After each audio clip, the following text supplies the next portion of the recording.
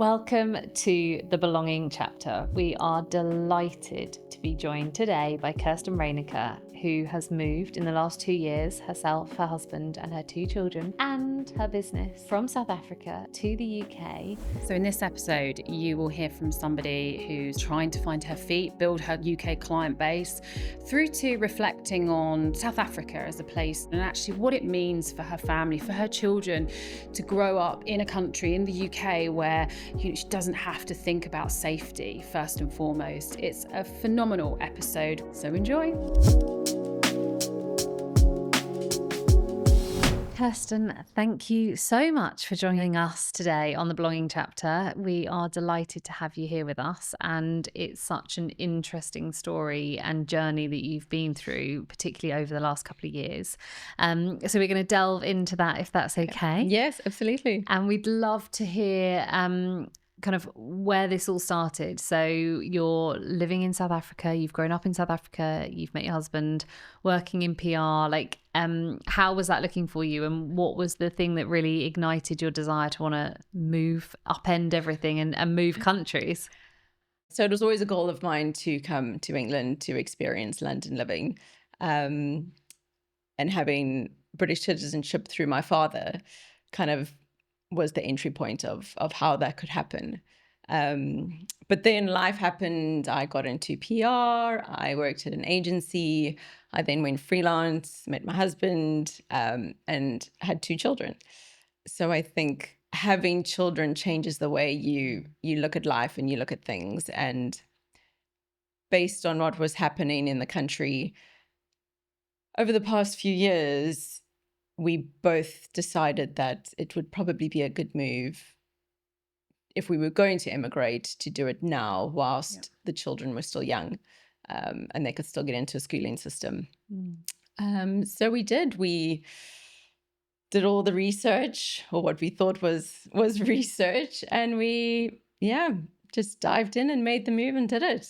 I mean, Here we are. That's just incredibly brave, like particularly with children as well, because you're doing what's best, what you believe is best for them. I mean, from our perspective, you're leaving sunshine and an amazing climate and deciding to come to the UK. But having only ever been on holiday to South Africa, but what was the real driver for you? Like, what were you looking to get out of the move? I think at the end of the day, it was primarily for the kids. We wanted them to grow up in what we perceive to be a better environment. There's naturally a lot that we missed from South Africa, in the sense of sort of a more luxury lifestyle, open, big houses, lots of space, pools, summer, the weather. There is a lot that there was to look forward to there, but there was a lot hindering that experience, in the sense of the high crime rates, the sort of infrastructure failures. We just weren't sure by the time our kids got to 18 what life would be like. So we thought, let's do it now. Let's move. Let's get them into a good schooling system whereby they can then have opportunities come university, which could see them potentially have a better future. Amazing. I mean, that's just incredible. So you're in South Africa, you've worked in an agency in PR, you've had your babies, you've started your own agency, things are going well, but you've decided that there's a yearning to move and you want to come to the UK. So you make the plunge, you do it on Valentine's Day 2 years ago. We did, yes. And you're here, and that's brilliant. And South Africa's loss is our gain, which is amazing. But how is that transition work? How have you? I think you've retained some of your South African clients, so you're now running what is essentially a multi-region agency. So you're covering South Africa and you're building your business here. How does that look? Like, what's been the challenges? How's it working for you? It's going well. I don't think we were sure how it was going to go. Naturally, when we decided to do this move, I spoke to my clients and I said, this is what's happening.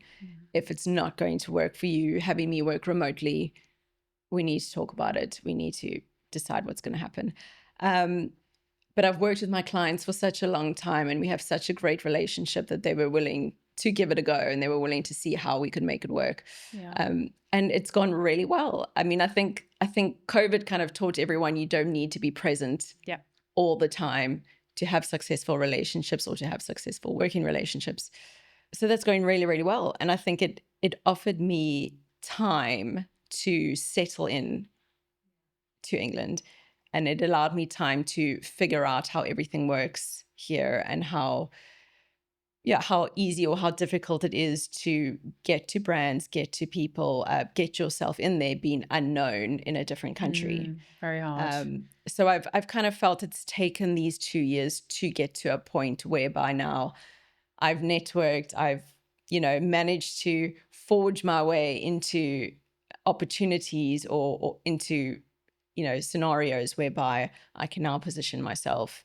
I'm starting to get referrals. People are starting to get to know who I am. So I think I was a bit naive in thinking it would just happen overnight. Yeah. But yeah, things are slowly starting to move, which is good. That's amazing. And I think it's so great, and obviously testament to you that your clients have stayed with you from South Africa. So that's always maintained your base, and from there you can build and you can continue to build, which is brilliant. Yeah. And then just taking a step back, so when you were in South Africa and you were moving from working in an agency, straight from university, was that into PR? Yes, I came straight out of uni and worked at an agency for 7 years, and then decided I'd kind of reached my cap. There was nowhere further for me to go in the business. So I decided to go freelance, and I decided to see what I could do on my own. At that stage, my colleague at the time joined me. A little while later, we started an agency, and then from there I was there for 7 years, and then I left to now officially go freelance. Yeah. Which is a big, so it's been about move. 21 years. Wow. All in PR. And do you, I come across a lot of people, and I was one of these individuals that always knew that I'd probably end up doing my own thing, freelance, being a consultant. I think there's probably a lot of people that are in kind of the desk job, the corporate job, that have kids and then go, I can't live and work in this way, so I need to go freelance, which is then quite a difficult, turning off that security of the corporate job to then, having that, when am I going to get another client? When am I next going to get paid from freelancing?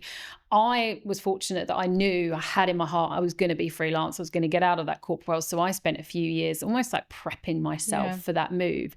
What advice would you have for somebody who's perhaps about to have kids, is pregnant, going, this is just not going to work, this current setup, I'm going to go freelance, but they've got, let's say, a year or so lead in. What would you suggest they prepare, whether it be physically, emotionally, look into? What tips and ideas? I think the most important thing is to know within yourself that you have the drive and the determination to do it, because when you get to that point and you're on your own, there's no one there to help you. You have to drive it all yourself. So if you're in that thought space of you want to go freelance, then you've got time to prepare for it. So I think with me, I took about 6 months to get systems in place, get finances in place, as you've said before, save up a bit of cash flow, so that should you not have business for a few months, you've got something to fall back on.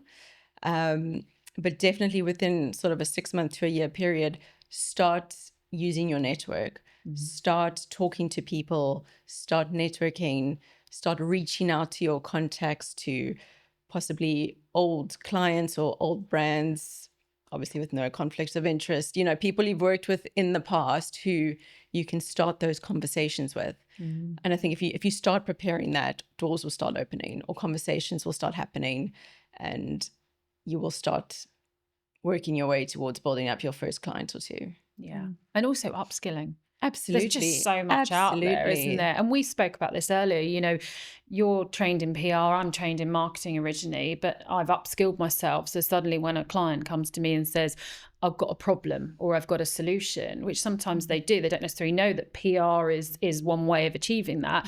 You've upskilled yourself. So actually you go, well, I can do a bit of email marketing, and PR is not just PR, is it? No, it's broad not. reaching. I think the important thing is to decide for yourself what your special skills are or what your niche skills are. Are you going to do reputation management? Are you going to do Yes. crisis communication? What is it that you want to offer? Mhm. And in my case, it was generic PR, because that's what it was back in the day. But PR has changed. PR has evolved. It now involves social media. It involves podcasting. It involves website development. There's so many aspects to it. So I think for me, because I started so early in the game, these are all little things that my clients have asked me to do. Yeah. So I have upskilled within myself because they've asked me to do it. So sure, I could have outsourced it to somebody, Of course. but then you can also upskill yourself and get that income by doing it yourself. Yeah. So I think the more you kind of just set for yourself what it is that you want to do, then you can start working towards that.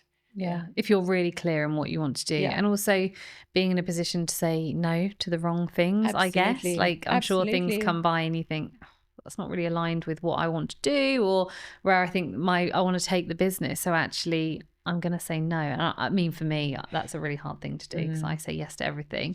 But I think, having grown in your career and as a person to know what's right and wrong for you and any freelancer. Hello there. I just want to take a few moments of your time to talk about our episode sponsor, Salacia. I'm here today in their showroom surrounded by just some of their beautiful bathroom products. So whether you're a homeowner, contractor or developer working in the residential, commercial or hospitality sectors, Salacia are your go-to for refined design and technical precision. Check them out at salacia.co.uk and don't forget to listen to the rest of the episode. Thank you. Well, I think once you decide to go freelance, it's all about you. So you can decide what your value is. You can decide how you are going to be valued, whether that's how people treat you or whether it's how much money you charge. You can decide and you can set the boundaries in terms of what is going to work for you and what's not going to work for you. I think if you've come from an agency experience, you would have worked with difficult clients. You would have worked with difficult people. Yeah. So you know what the bar is in terms of who you want to work with, who you don't want to work with. It does get difficult because you never know where your next paycheck is coming from. Quite. So you do tend to sometimes falter on that and pick up that client that you never really wanted to, but you learn as you go, you learn, and running a business is not easy. No. So eventually it will become easier and you can decide who you want to take on, who you don't want to take on, how much you're going to work, how much what you're going to offer as extra value or what you're not. Yeah. So it's a big learning curve from a business perspective, from a personal perspective. Yeah. It's a tough thing to do. It is, and it's you can have your moments of doubt, and also you can pick up those. Always find if I do take on a client that I won't use the term that I was going to use, which is not very polite, but isn't a nice person. They're often the most difficult, and they can put you through the ringer, and you think it almost can make you doubt your skill and your ability, and you've got to have a good old talk to yourself and go, whose stuff is whose, bring in therapy terms like this person's just not a kind human being. And have I had any issues before? So that resilience, we spoke about it earlier, in running a business is key. And you mentioned the personal aspect and that value. I think one of the things when you start up a business, particularly in this social media driven world, is personal brand. We hear about personal brand all the time. And, you're just a woman who lives down the road with 2 kids. What do you mean personal brand? Who do I think I am? And particularly being British, you think, I'm just a normal person. I'm the girl next door. Are there any tips, tricks, things that you apply in PR, whether it be storytelling, that you could suggest to somebody setting up their business, needing to develop that personal brand? So it becomes their calling card, which I add always is up for evolution, right? And that's the same as if you're working for a company, it evolves, things change. But any advice that you could offer? I think it comes down to who you are. Like I'm not a good personal, which is hilarious. You are a person. PR. I know. I should be. So I guess it depends how confident you are in terms of being in the limelight on social media. It's obviously a very promoting yourself on social media is nice to do, because it gives people an insight into who you are and what you do. And if they like you, they follow you. If they don't, well, that's fine. Yeah. You know, then I'm not for you. Yeah. So it does, social media does offer a nice platform for people to talk about themselves and talk about what they do and showcase their jobs or their skills. So I think that is important, to have some presence that people can refer to, because you will find Facebook and Instagram are the first places people go. They do. Look, It's crazy to isn't see who it? you It's are, true. what you're doing, what you do on weekends. Are you the type of person I want to work with? Yeah. So you've got to be very cautious about what you put out there, Yes. because you will be judged on it, Yeah. unfortunately. But besides that, I think there's such a big notion of trust in our industry and what we do, because we are managing brands. We are putting you in the press. Yes. We are dealing with any issues that come up in the press. So your clients need to trust you. And I think that comes just from relationship building. So, I mean, I probably shouldn't say it, but I don't have a website. Yeah. Because I kind of feel that I don't need a website for people to trust what I do. No. I will build that trust with you Yes. through building a relationship, through doing work with you. Yeah. So I think that's probably the most important thing in terms of personal branding is doing what you say you're going to do and do it well. Yeah, absolutely. And there's some of that need, I think, to go back to the old school. A lot of people go, here's my socials, here's my website. I'm like, no, I want to see the whites of your eyes, not in an aggressive way. You know, like, do I get on with you? Do I trust you? Do I like all of these things? And I think, you know, I work with a lot of clients and I need a website. Do you? Why? What are you going to do with it? You know, actually, what is your style of business? What is the difference that makes the difference? You know, a website is there really, I think, for some people, it's just a holding thing. So is it necessary? You know, is it Instagram stories where people can, as you mentioned, build that trust and think she's all right, actually, she's realistic, she's normal, she looks normal. You know, all of these things I think is absolutely key. You've done a lot. And actually, you make it look very easy, very easy.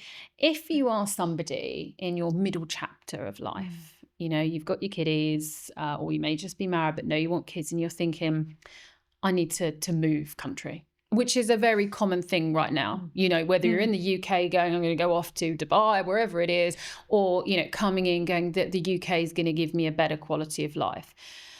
I'm certain in your process, your decision making, there was a gazillion thing. Well, I can't go this point because of this is happening. And what if we do this?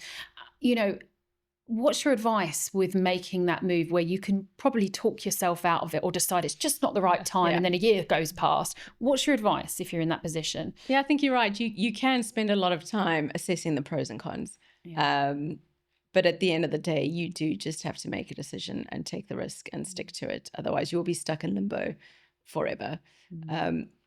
What we knew was that the grass is never greener on the other side.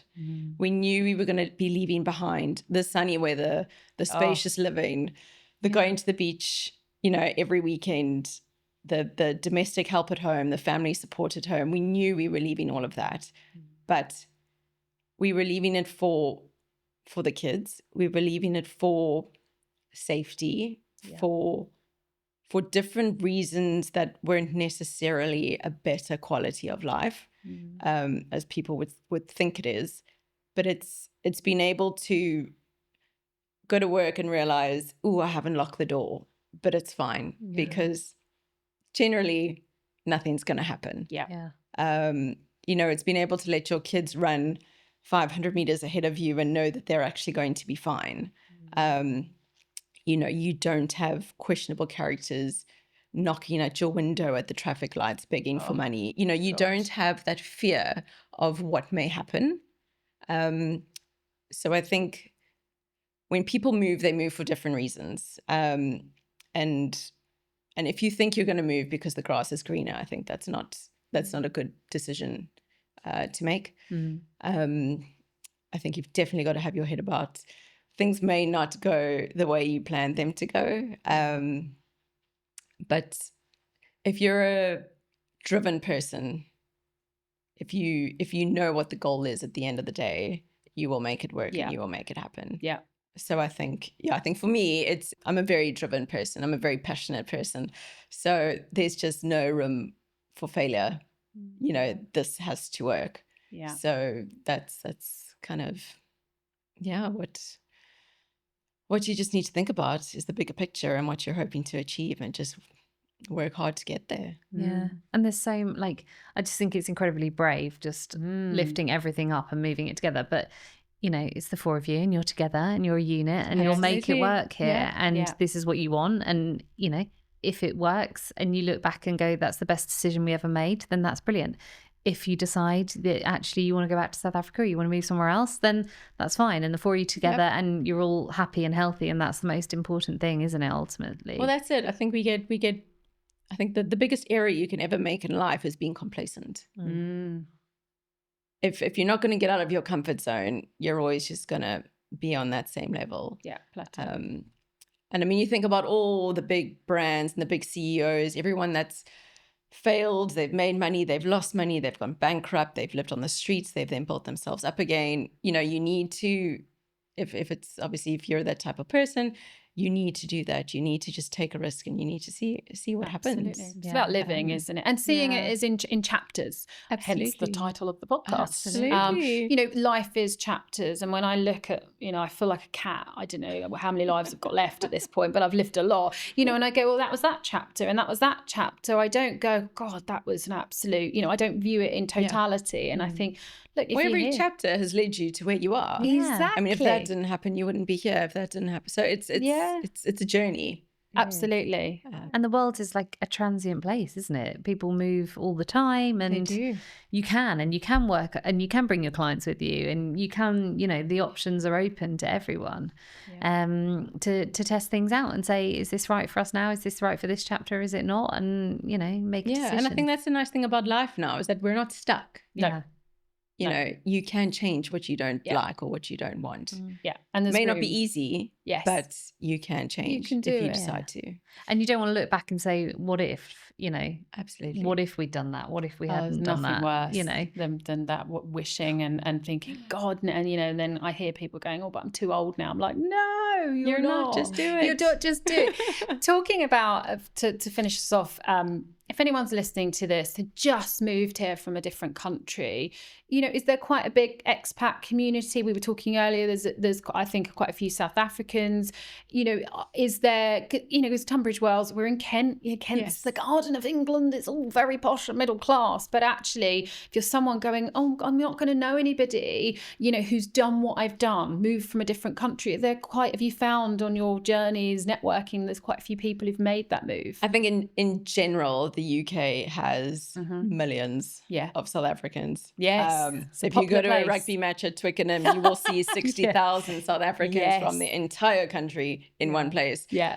So there are a lot of South Africans. In Tunbridge Wells, there are definitely about 10 to 20 families that I know of. Wow. Who you happen to bump into when you walk in the streets and it's a rugby day and they're in their Springbok jerseys. So you can point them out, or at the schools, you'll often have one or two here and there. So there are definitely a few in Tunbridge Wells. You find a lot because we're so used to that more country living in the sense of having a bigger house or a garden, or, that people do tend to move further out. Yeah. But also I think from a cost perspective, you start in a more affordable area, and then once you found your feet, you can obviously you can move and you can change. But there are definitely a lot of South Africans. Excellent. I love South Africans. Say it how it is. Yeah. And how have you found the community? Have you found it like making new friends and integrating? Have you found that to be a good process? I think Tunbridge Wells is fabulous. Oh, good. I think, I mean, I don't think we knew where we were going to end up living. Yeah. But having moved here, we've just found everyone is extremely friendly. Good. We were at a good school. Our kids are at a good school, and we've just found the group of parents and individuals that we've connected with at the school are truly amazing. So we forged some nice friendships, and we're very happy where we are. Oh, that's good. And you have got some family that are now in the area? Or yes, my sister and her partner and my niece moved to Hastings. Oh, great. So they live on the seafront, literally. So it's nice to get away there on weekends and go stay there. And it's not a sandy beach, but it's a beach nonetheless. It's not we'll quite take Cape it. Town. It's not Cape Town. It's definitely, the water's a bit murky, but that's fine. We'll take what we can get. Absolutely. Yeah. Well, look, yeah. it's been amazing talking to you. Like, you Thank you. genuinely make it sound like it was just, I've moved and I'm here, but I love the motivation and the drive. And I think listening to you, if anyone's going to make this work, it's going to be you. Yes. So, Thank you. yeah, we're Thank delighted. you so much for having me. More than Lovely. welcome. Thank you. Thanks.